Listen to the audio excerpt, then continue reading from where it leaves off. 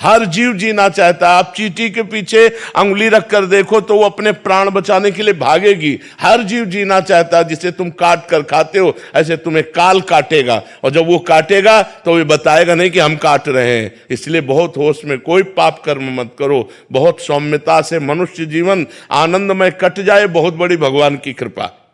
विपत्ति, संकट, नाना प्रकार के संघर्ष इस जीवन में है, और आप पाप और कर रहे हो तो सोच रहे हो मौज मस्ती ले रहे हैं। बिल्कुल मौज मस्ती नहीं, ये तुम्हें नरक में दुख देगा और यहां भी दुख देगा। इसलिए पाप कर्म कदापि मत करो। खूब नाम जप करो, अच्छे आचरण करो, परोपकार करो, हर जीव की सेवा करो, तब तुम्हारा मंगल होगा। आनंद अग्रवाल जी, हैदराबाद से। राधे राधे। राधे राधे महाराज जी। महाराज जी, गुरु का चुनाव पूर्व निश्चित है क्या? नहीं, ये कृपा से होता है। ये प्रारब्ध से, प्रारब्ध में दो ही कर्म होते हैं, शुभ और अशुभ कर्म। शुभ कर्म पुण्य, उसका फल सुख। अशुभ कर्म पाप, उसका फल दुख। लेकिन संत मिलना, गुरुदेव का मिलना, ये हमारे प्रारब्ध से नहीं, ये भगवान की कृपा से होता है। अब मोहि भाव भरोस हनुमंता, बिनु हरि कृपा मिले नहीं संता। ये भाग्य नहीं, ये कृपा। कृपा से हमें गुरुदेव की प्राप्ति होती है। गुरुदेव की कृपा से साधना की प्राप्ति होती है। साधना परिपूर्ण होने पर भगवत प्राप्ति हो जाती है। ये कृपा से मिलता है, ये भाग्य से नहीं। गौरव जी, पंजाब से। राधे राधे। राधे राधे महाराज जी।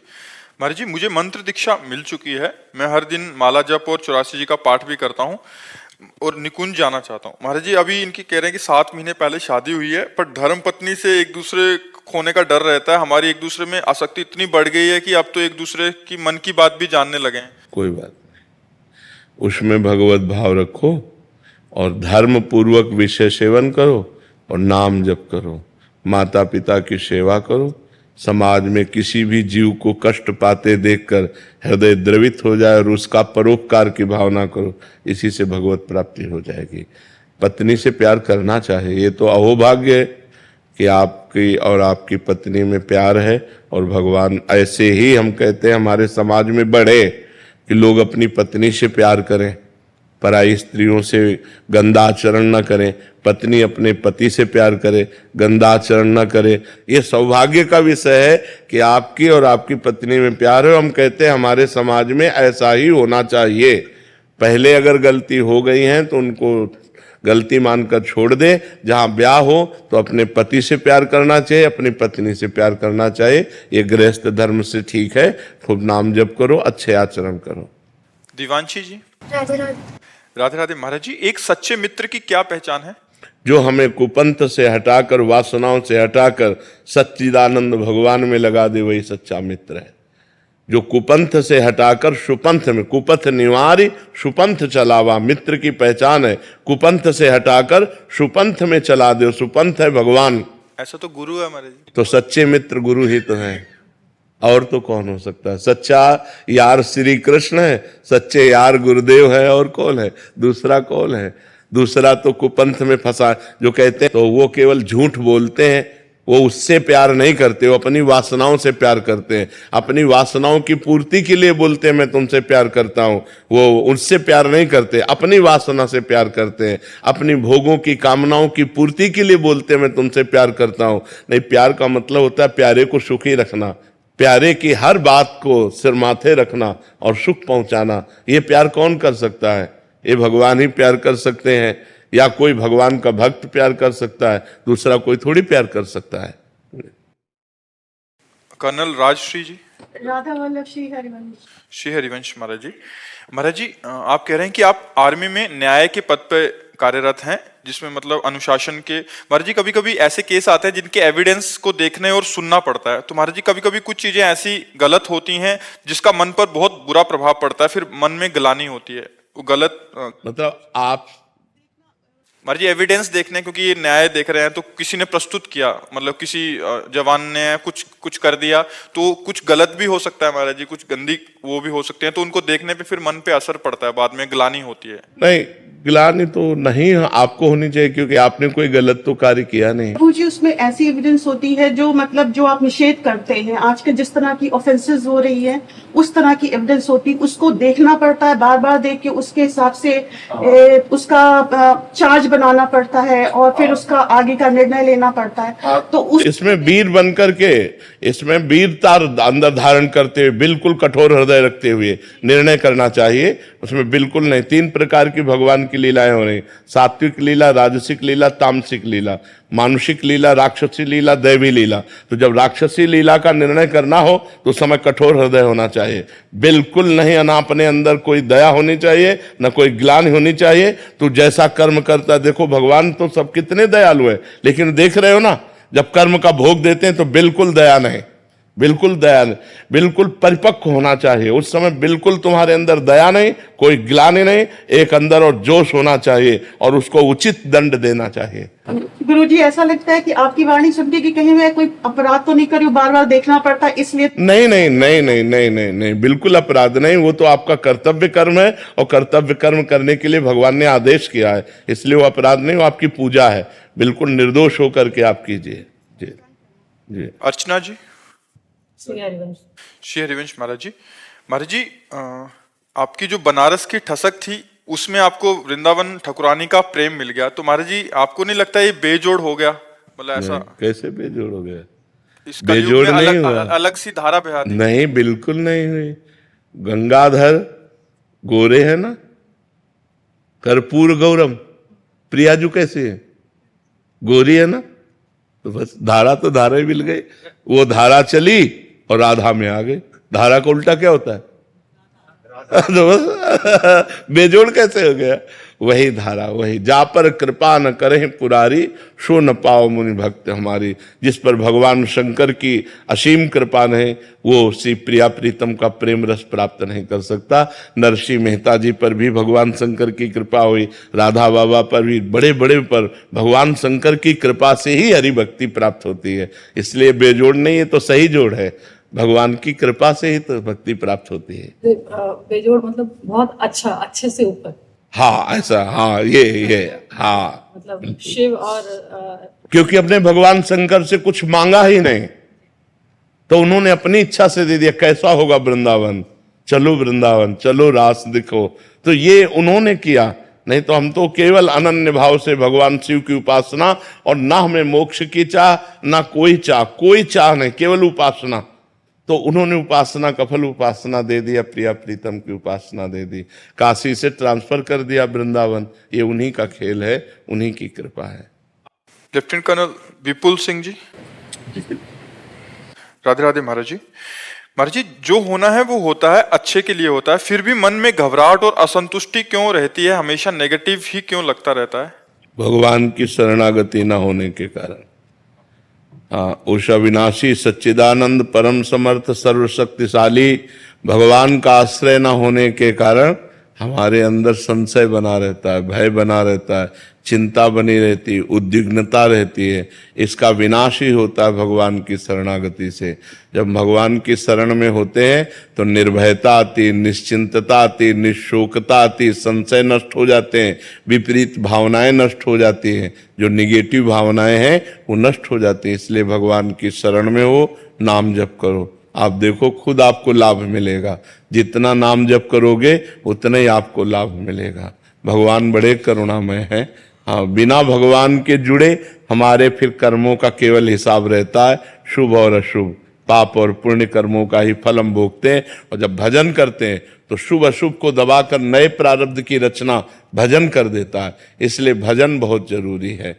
बारी मथे घृत होए बरु, सिकताते बरु तेल, बिनु हरि भजन न भवतरी, या सिद्धांत पेल। अगर भव संसार समुद्र से, चिंता शोक भय से मुक्त होना है तो भगवान का भजन करो। चाहे पानी मथने से घी निकल आवे, बालू पेलने से तेल निकल आवे, असंभव, लेकिन यह भी संभव हो सकता है। पर बिना भगवान का भजन किए इस माया से मुक्त नहीं हो सकते। इसलिए भजन करो, नाम जप करो। विशाल जी, दाऊ जी, मथुरा से। श्री हरिवंश महाराज जी। महाराज जी, अगर श्री वृंदावन धाम में शरीर छूटने पर भगवत प्राप्ति हो जाती है तो संपूर्ण 84 कोष में भी वृंदावन के अन्यत्र जैसा ही फल मिलेगा? और कोई ब्रिजवासी अगर कोई शरीर छोड़ता है तो उसको उसकी क्या 84 कोष भूमि श्री कृष्णमय है, पर उसमें मुकुट 84 कोष है समस्त तीर्थों का, समस्त पुरियों का। जैसे श्रीपाद प्रबोधानंद जी महाराज ने वर्णन किया, स्थूल से सूक्ष्म श्रेष्ठ है, सूक्ष्म से कारण श्रेष्ठ है, कारण से तुरी श्रेष्ठ है, तुरी से ब्रह्म श्रेष्ठ है, ब्रह्म से वैकुंठ श्रेष्ठ है, वैकुंठ से द्वारिकापुरी श्रेष्ठ है, द्वारिकापुरी से मथुरापुरी श्रेष्ठ है, मथुरापुरी से ब्रज 84 कोष श्रेष्ठ है, ब्रज 84 कोष से गोष्ठ वृंदावन श्रेष्ठ है, गोष्ठ वृंदावन से गोपी वृंदावन श्रेष्ठ है, और गोपी वृंदावन से एक श्री किशोरी जी का नवनिवृत्त निकुंज वृंदावन श्रेष्ठ है। तो वृंदावन की समानता संपूर्ण 84 कोष ऐसा नहीं कह सकते, पर 84 कोष भूमि ये भगवान की नित्य लीला स्थली है, इसमें कहीं भी प्राण छूटे मंगल होगा, इसमें तो कोई संशय नहीं है जी। सोनिया जी। श्री राधे। राधे राधे महाराज जी। महाराज जी, राधा रानी की कृपा से एक समाज सेविका हूँ और काफी सारे जने जुड़े हैं, कह रहे हैं कि हम सेवा करते हैं। इनका प्रश्न है कि मैं जो सेवा यहाँ करती हूँ किसी सेवक ब्रिजवासी को भेज देती हूँ, अगर सेवा में कोई त्रुटि रह जाए, गलती हो, तो उसका दोष मुझे लगेगा? लगेगा, लगेगा। 3 को बराबर फल मिलता है, चाहे वो पाप का हो या पुण्य का हो। प्रेरक, कर्ता, अनुमोदन। प्रेरक आपने भेजा, कर्ता वो, अनुमोदन अच्छा हाँ ठीक है कर लो, अनुमोदन करता प्रेरक, तीनों को बराबर फल मिलता है। जैसे आपने कहा जाओ वृंदावन की परिक्रमा लगाओ, तो आपने प्रेरणा की, अब जो परिक्रमा लगाने गया एक रास्ते मिला, कहाँ जा रहे हो? परिक्रमा लगाने। अरे भाई क्या बात है, आपके कैसे सौभाग्य है, आप वृंदावन की परिक्रमा लगा रहे, एक एक कदम में भगवान की कृपा बरसती, बहुत बहुत बहुत सुंदर। अब तीनों को बराबर फल मिलेगा, आपको भी वृंदावन की परिक्रमा का फल मिलेगा, उस कर्ता को भी मिलेगा और उस अनुमोदन कर्ता को मिलेगा। ऐसे बुरे आचरणों में है, बुरे कर्म के लिए अगर प्रेरित किया, मान लो आपने सही कर्म के लिए प्रेरित किया लेकिन वो गलत करता है, तो आपके द्वारा प्रेरित है, उस गलती की भागीदारी आपको भी भोगनी पड़ेगी। तो भेज देते हैं, अच्छे कार्य के लिए भेजते हैं, हमें नहीं मालूम कि वो गलती कर रहे हैं। मालूम करना चाहिए क्योंकि आपका भेजा हुआ आदमी है, क्योंकि हमारे हिसाब से तो वो लाइव दिखाते हैं, तो पूरी सेवा सही दिखाते हैं। हाँ, अगर आपको पॉइंट बाय पॉइंट आपका सही है तो फिर आप बच जाएंगी, वो भोगेगा। लेकिन ये बात देखनी है कि आपका वो विश्वसनीय आदमी होना चाहिए, आपके द्वारा परीक्षा किया हुआ आदमी होना चाहिए, आपके द्वारा बिल्कुल निश्चित किया हुआ आदमी है कि ये आदमी गलत नहीं कर सकता, ये आपका विश्वास है। इसके बाद वो गलत करता है तो फिर वो भोगेगा। आप हर पॉइंट पर नजर रखिए। तो हम तो जिसने सेवा भेजी है उसको लाइव कर देते हैं, उसके साथ जोड़ देते हैं, वो अपनी सेवा स्वयं देखते रहते हैं। बिल्कुल बिल्कुल। अब बीच में अगर वो छल कपट करता है तो फिर वो अलग की बात है। हाँ, तो उसका दोष हम नहीं, फिर आपको नहीं लगेगा। आप अगर अपने उसमें हिसाब में स्वच्छ हैं, अगर वो बीच में गड़बड़ी करता है तो फिर उसको भोगना पड़ेगा, क्योंकि आपने गड़बड़ी करने का तो आदेश दिया नहीं। जैसे हमने जगह जगह वाटर कूलर लगाए हैं, तो हमने वाटर कूलर किसी के नाम का लगवा दिया, लेकिन उस मंदिर से अगर वो वाटर कूलर नहीं चल पाता या नहीं करता तो उसका दोष हमें लगेगा। नहीं, फिर उसमें आपने तो पैसे के अनुसार वो वस्तु दे दी, अब वो वस्तु खराब हो जाती, नहीं चलती, तो उसमें आपका क्या दोष? लेकिन आपके द्वारा अच्छी नई वस्तु देनी चाहिए, तो जब वो नहीं चल, कभी कभी ऐसा होता मशीनरी नहीं चलती है, तो फिर उसमें आपका क्या दोष? अब आप दूसरी कोशिश कीजिए कि दूसरा कोई मिले तो दूसरी वस्तु रखवा दीजिए, ऐसा है। विनीत मौर्य जी, पुणे से। राधे राधे महाराज जी। महाराज जी, आप कह रहे हैं कि आप बहुत सारे भक्तजन आपके दर्शन करने और अपना प्रेम और स्नेह व्यक्त करने यहाँ आते हैं, आपका पूछ नहीं पाते, यहाँ अपनी बात आपके तक पहुँचा नहीं पाते, और अंदर से रहता है कि महाराज जी के लिए महामृत्युंजय जप करें। अब तो महाराज जी क्या इधर बैठ के करें या कहीं भी कर सकते हैं? वैसे हमारी प्रार्थना है कि हम लाडली जी के जिलाए जी रहे हैं, ये तो आपकी सद्भावना है, प्रणाम है आपकी सद्भावना को, पर हमें किसी सपोर्ट की जरूरत नहीं है, क्योंकि हम बहुत बड़े मालिक से जी रहे हैं। हमारी मालिक है लाडली जू, श्यामा जू। जिस दिन तक उनको यहाँ हमको बुलवाना है उस दिन तक हमारा बाल बांका भी नहीं होगा, और जिस दिन उनको बुलाना है तो हजारों महामृत्युंजय बैठा दीजिए, वो चट्ट बुला लेगी अपने पास। तो हमें लगता है आप लोगों की सद्भावनाएं हैं और इन्हीं सद्भावनाओं से लाडली जो हम पर कृपा कर रहे हैं, पर हमें आवश्यकता नहीं है। हमें लगता है कि हमारी लाडली जो ही हमारी पर्याप्त है, वही रक्षा कर रही है।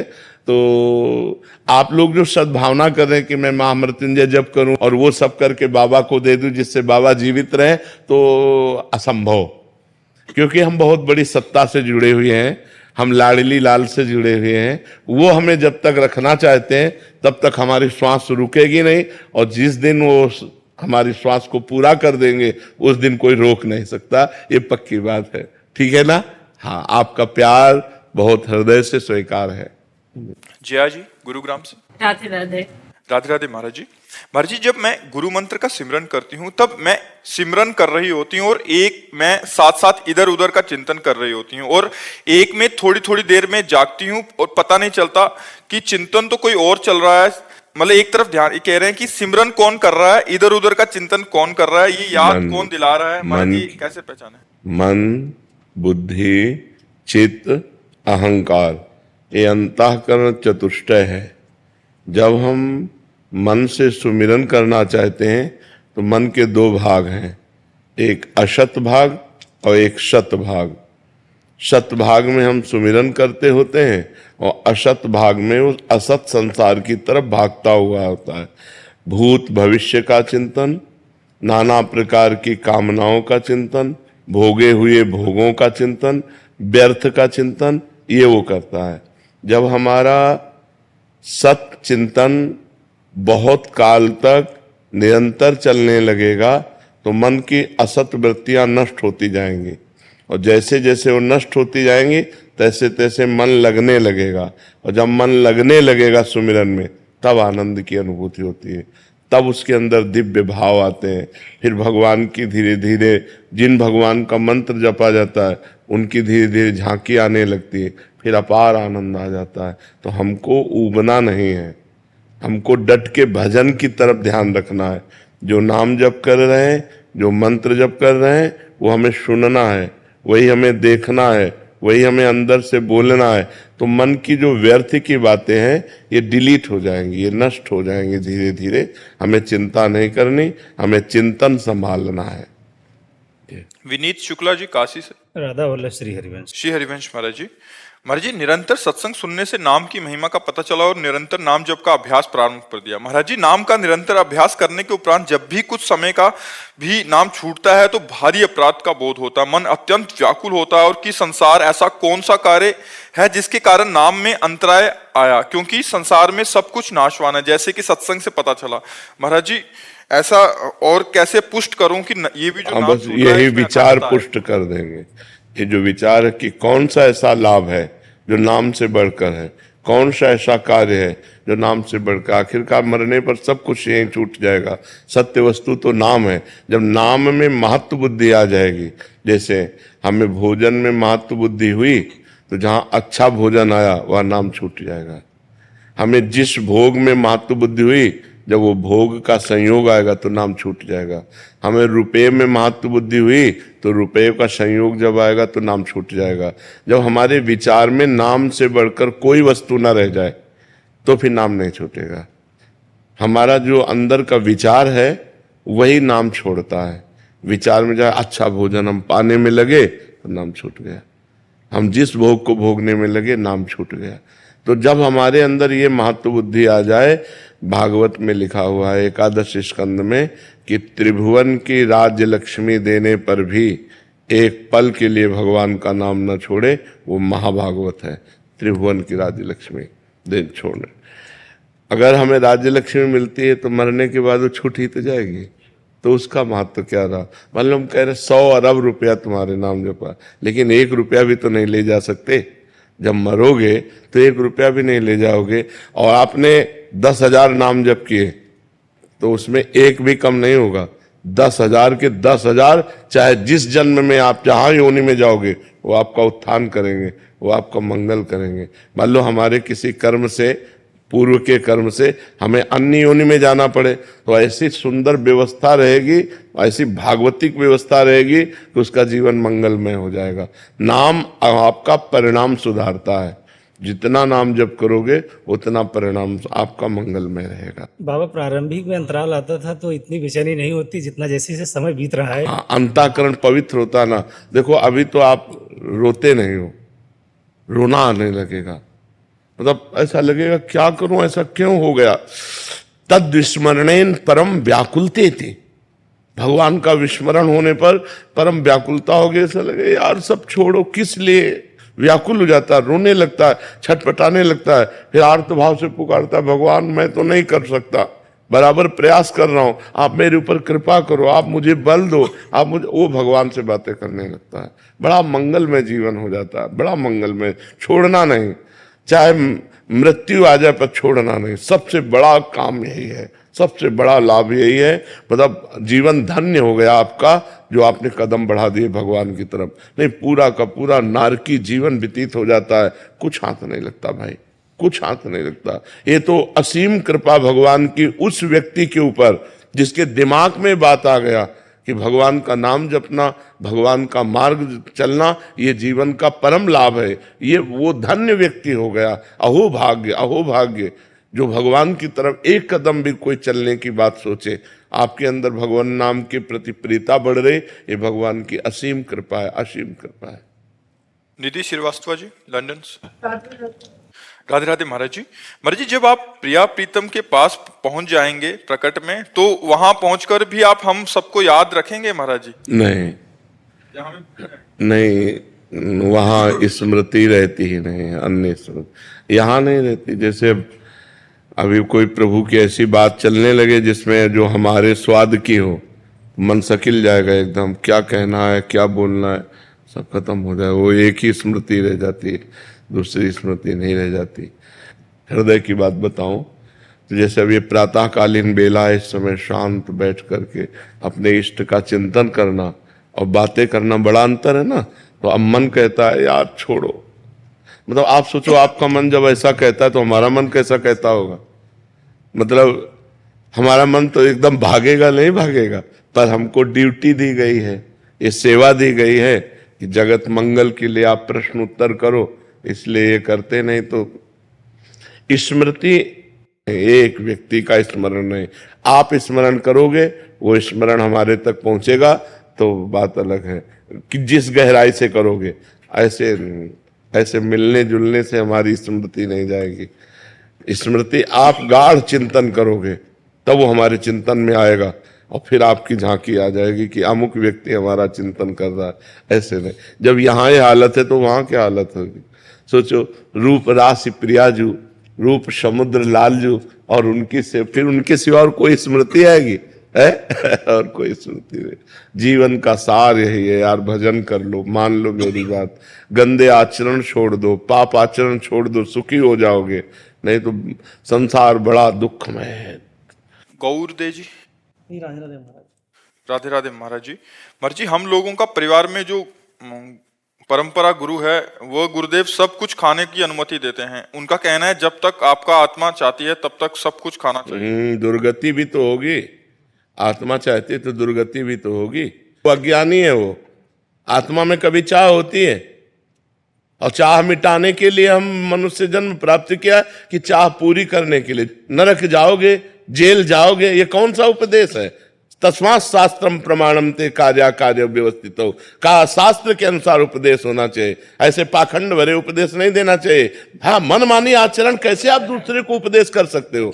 दूसरे को तुम्हारा जो मन चाहे सो करो। अरे मन को तो जितेंद्रीय बनना है, मनोनिग्रही बनना है। हमारा मन जो चाह रहा है उसके विभाग देखने हैं, क्या गंदा चाह रहा है कि अच्छा चाह रहा है। यदि गंदा चाह रहा है तो हमें वो नहीं खाना, हमें वो नहीं पीना, हमें वो नहीं करना। जो अच्छा चाह रहा है उसको हम सपोर्ट दे देते हैं। जो आत्मा चाहे सो करो, तो जेल भरी इसीलिए। जेल किनकी भरी? उन्हीं की भरी जो आत्मा चाहे वो करे, जेल भरी है हुई। बेमतलब का उपदेश, ये क्या उपदेश है? दूसरों को भ्रष्ट करने का उपदेश है। आत्मा तुम्हारी कभी ना कहेगी, बेमतलब का उपदेश। राधे राधे महाराज जी। महाराज जी, इस नीच को शराब, वासना, भय और नकारात्मक चिंतन ने खोखला कर दिया है महाराज जी। महाराज जी, अब मैं छोड़ना चाहता हूँ बट अभी छोड़ नहीं पा रहा महाराज जी। तो आज से छोड़ दो। आप छोड़ना चाहते तो आपको जबरदस्ती पिलाता कौन है? आप ही तो पी रहे हैं और आप ही छोड़ना चाहते हैं। तो आज हमारी बात मान लो, छोड़ दो। बोलो, मैं वृंदावन में बैठकर शपथ खाता हूं कि आज से शराब नहीं पीऊंगा। मैं वृंदावन में रहकर शपथ खाता हूँ कि आज से शराब नहीं पी। हाँ, बस आप इतनी बात अभी छोड़ो और नाम जप शुरू करो, राधा राधा। आपको बल मिलेगा, ठीक है? हाँ, आपको बल मिलेगा। बहुत अच्छे आदमी हो जो आप अपना जीवन सुधारना चाहते हो। नहीं, लोग तो बहते चले जाते हैं गलत मार्ग में। जो अपनी गलती को स्वीकार कर ले वो अच्छा आदमी होता है कि आज तक गलती हुई, अब लो नशानी, अब ना नशई हो। अच्छे आचरण करो, भगवान का नाम जप करो, भगवान तुम्हें बल देंगे। अच्छे मार्ग पर चलो और जीवन सुधारो। ये नारकी जीवन से उठो। ये नारकी जीवन है, ये गंदा जीवन है। अच्छे जीवन में जियो। कई बार प्रयास किया, लेकिन आपने कहा था कि रवैया की दुल्हन ने कई बार इस बाजार को लूट दिया। बिल्कुल, लेकिन आज से नहीं, आज ताला लगा दिया, बाजार नहीं लूट रहेगी, ठीक है? आज वृंदावन में कसम खा लिया, अब मत पीना। नहीं पी। हाँ बिल्कुल, वृंदावन में कसम खाया, अब मत पीना जी। राधे राधे महाराज जी, कह रहे हैं कि आपके साथ बचपन से शारीरिक शोषण हुआ। अब मेरी बुद्धि शारीरिक भोगों को ही प्यार या स्नेह मानने लगी है। सबको गंदी नजर से देखना, बुरी बातें सोचना, बुरे कर्म करना आचरण बन गए हैं। ये आचरण अभी गया नहीं है तथा इससे बहुत ही ऐसे पाप कर्म हो। छोड़ो, ये पूर्व की बातें छोड़ो। जैसे पूर्व जन्म में कुछ भी हुआ हम इस जन्म में याद नहीं रखते। अब आज से उस पूर्व जन्म की बात समझकर उसे छोड़ो और भगवान का नाम जप करो और अच्छे आचरण करो। और अगर गृहस्थ में हो गई हो या गृहस्थ में जाना हो तो बहुत सावधानी पूर्वक जाओ। अपने पति को भगवान का स्वरूप समझे। जैसा भी पति मिले निर्वाह करने की कोशिश करें। जब तक हम पति न मिले अब ब्रह्मचर्य धारण करें, अब कोई गलती न करें, गलत मार्गों में न चलें। जब हमारी गलत सोच बने तो हम नाम जप करें। बहुत कलयुग है, बहुत बुरा समय आ रहा है कि मतलब आए घृणा हो गई है। कोई नहीं, कुछ नहीं, घृणा मत करो। मनुष्य जीवन बहुत कीमती है, इसकी सार्थकता है नाम जप। अच्छे आचरण करो। अब अगर इसको नष्ट कर दिया तो भूत प्रेत बनोगी तो क्या इससे लाभ मिलेगा?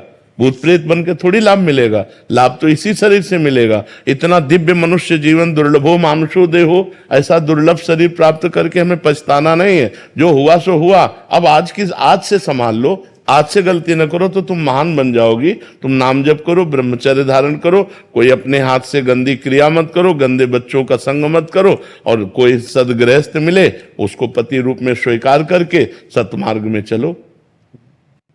सब व्यक्तियों को चाहिए कुछ नियम धारण कर लो। हमारी प्रार्थना है, यदि आप अपना मंगल चाहते हो, पहला, रोज ठाकुर जी का चरणामृत पियो। शालिग्राम भगवान का, बिहारी जी का, राधा वल्लभ जी का, राधा रमण जी का, चले जाओ मांग लाओ, वो शीशी में दे देंगे। उसी में 5 लीटर पानी मिला लो, 1 ढक्कन रोज लेते रहो, सालों चलता रहेगा। अकाल मृत्यु हरणम सर्व व्याधि विनाशनम श्री कृष्ण पादोदकम पीत्वा पुनर्जन्म न विद्यते। अकाल मृत्यु आपकी नहीं होगी। कितना सस्ता सौदा है, पर आप पीते हो? आप विचार करके देखो। सब लोग पीना, शराब जरूर पियोगे, चरणामृत नहीं पियोगे। जो तुम्हारा मंगल कर, अकाल मृत्यु हरणम, अकाल मृत्यु नहीं होगी जो चरणामृत पीता है। सर्व व्याधि विनाशनम, समस्त रोगों का नाश करने की सामर्थ्य चरणामृत में। श्री कृष्ण पादोदकम पीत्वा पुनर्जन्म न विद्यते। जो रोज भगवान का चरणामृत पीता है उसका पुनर्जन्म नहीं होता। पहला नियम लो, रोज चरणामृत हम पिएंगे। सुबह उठो, 1 ढक्कन चरणामृत दवा की तरह ले लो। दूसरा नियम, घर से जब निकलो तो कम से कम 11 बार इस मंत्र का स्मरण करो। कृष्णाय वासुदेवाय हरये परमात्मने प्रणत क्लेश नाशाय गोविंदाय नमो नमः। कितने मिनट लगेंगे आप सोचो।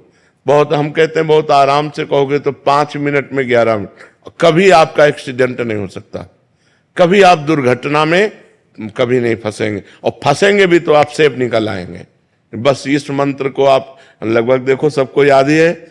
इस मंत्र को आप 11 बार कह के, ये होश रखो कि चाहे जितनी जल्दी हो, घर से निकलने के पहले दरवाजे के अंदर ही खड़े रहो, 11 बार अंगुली से गिनना, 11 बार कृष्णाय वासुदेवाय हरे परमात्मने प्रणत क्लेश नाशाय गोविंदाय नमो नमः कृष्णाय वासुदेवाय, ऐसे 11 बार नाम जप करो। रोज सुबह चरणामृत पियो, 11 बार इस मंत्र का जप करके घर से निकलो, और नाम संकीर्तनम यस्य सर्व पाप प्रणाशनम।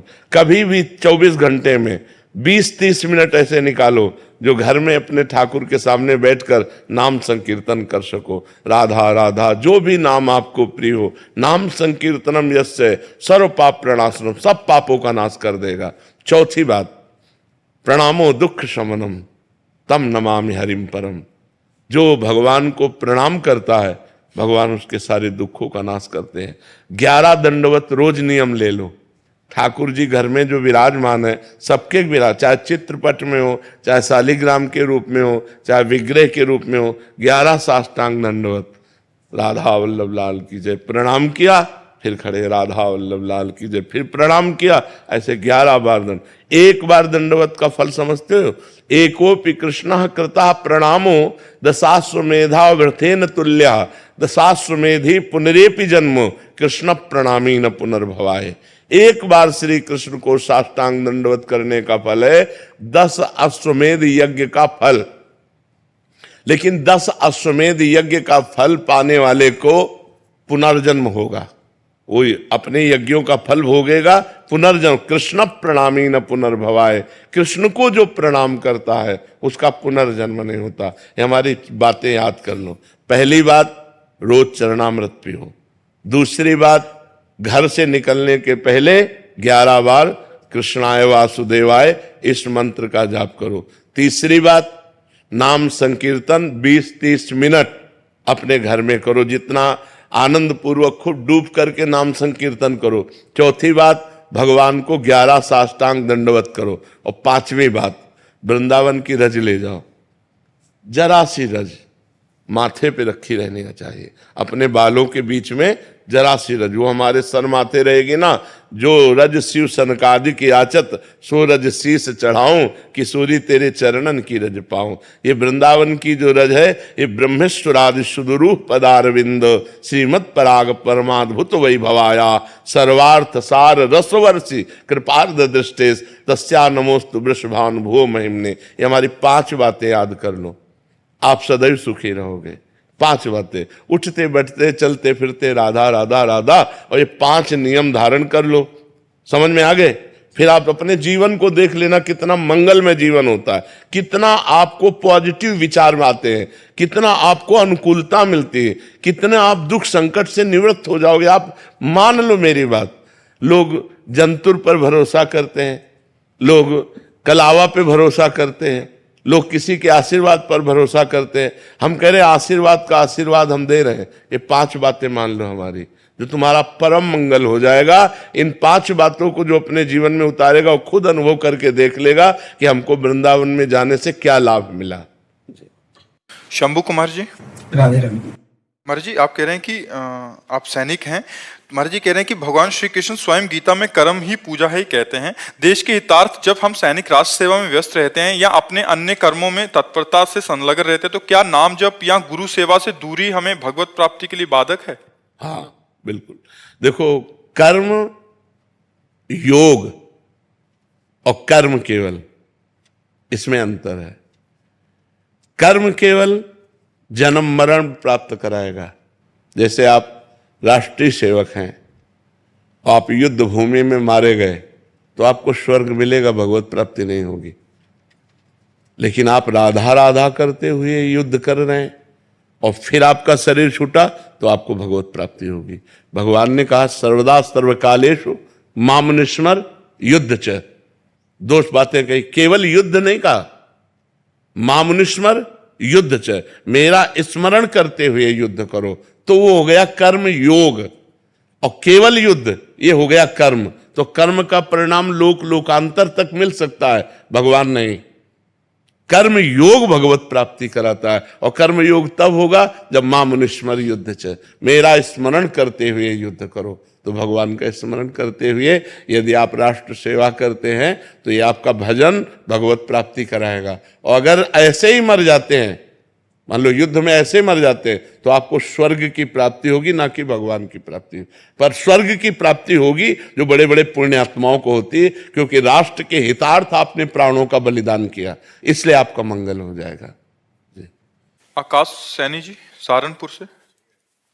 श्री हरिवंश महाराज जी, महाराज जी राष्ट्रीय सैनिक के रूप में राष्ट्र की सेवा दी है प्रभु ने।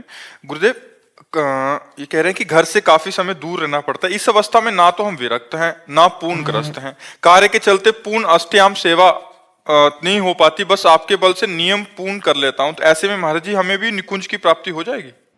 अभी पीछे वाले बैच में एक आर्मी के अधिकारी ने प्रश्न किया था, बिल्कुल ठीक ऐसा ही प्रश्न है।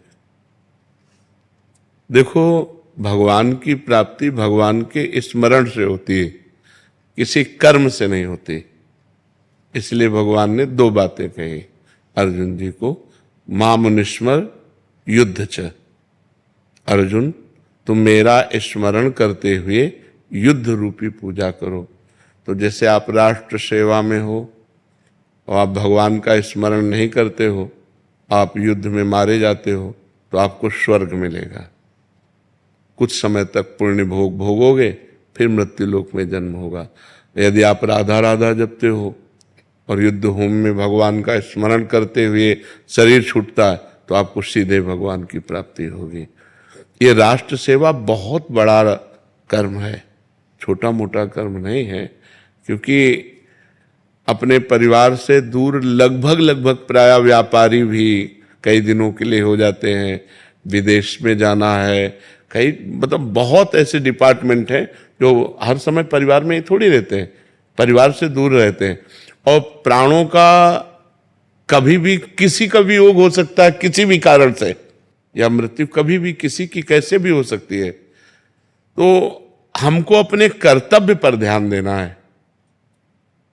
बस खास बात है कि जब हम तैनात हैं तो हम केवल राष्ट्र सैनिक हैं, न उस समय गृहस्थ हैं, न उस समय हम विरक्त हैं। हम अपने प्राणों का बलिदान करके अपने राष्ट्र की रक्षा में हैं, अपनी निष्ठा में हैं। बस इसी से काम होता है। और राधा राधा अंदर जपना है और बाहर से अपने कर्तव्य का पालन करना है। तो जो एक विरक्त सन्यासी को भगवत प्राप्ति होती है, वही एक राष्ट्र सैनिक को भगवत प्राप्ति होगी, या किसी गृहस्थ को भी होगी। यदि वो गृहस्थी में रहते हुए अपने कर्तव्य का पालन करता है और भगवान नाम जप करता है, तो उसे वैसे ही भगवान की प्राप्ति होगी। देखो, बड़े उच्च कोटि के गृहस्थ हुए हैं, जैसे नरसिंह मेहता जी, बेटी थी, बेटा था, पत्नी थी। पीपा जी पत्नी थी, राजा थे। अम्बरीश जी बड़े उच्च कोटि के गृहस्थ हुए हैं। तो क्या वो पत्नी सेवन नहीं करते थे, या भोजन नहीं करते थे, या राजवैभव का, सब बिल्कुल एक गृहस्थ जैसा करते थे, लेकिन धर्म से करते थे और भगवान का स्मरण करते हुए करते थे और भगवान को समर्पित थे। इसी से उनको भगवत प्राप्ति हो गई। तो ऐसा आप भी करें, भगवान को समर्पित हैं, राष्ट्र सेवा में हैं, नाम जप कर रहे हैं। जब घर गए तो भरपूर प्यार परिवार वालों को दिया, और जब तैनात हैं तो राष्ट्र की सेवा के लिए बिल्कुल निर्मोही होकर, राष्ट्र के सामने कुछ नहीं, तो बस फिर भगवत प्राप्ति हो जाएगी। इन संतों को देख के लगता है अंदर से मन लगता है कि ये जीवन व्यर्थ ना चला। हाँ, ये बहुत बहुत कीमती बात है आपकी, कि मन डरता है कि जीवन व्यर्थ ना चला जाए। बहुत कीमती बात है, और यही आपको भजन कराएगा। यही जो आपके अंदर प्रश्न है कि जीवन कभी व्यर्थ ना चला जाए, ये आपको सच्चे मार्ग में चलाएगा, भजन कराएगा। ये जिसके जीवन में आ गया प्रश्न कि मेरा जीवन व्यर्थ ना चला जाए, वो अच्छी कमाई करके जाएगा यहाँ से। और जो ये कि यार वो तो फिर गलत मार्ग में चला जाएगा। बहुत अच्छी आपके ऊपर भगवान की कृपा है, जो आपकी बुद्धि ठीक है।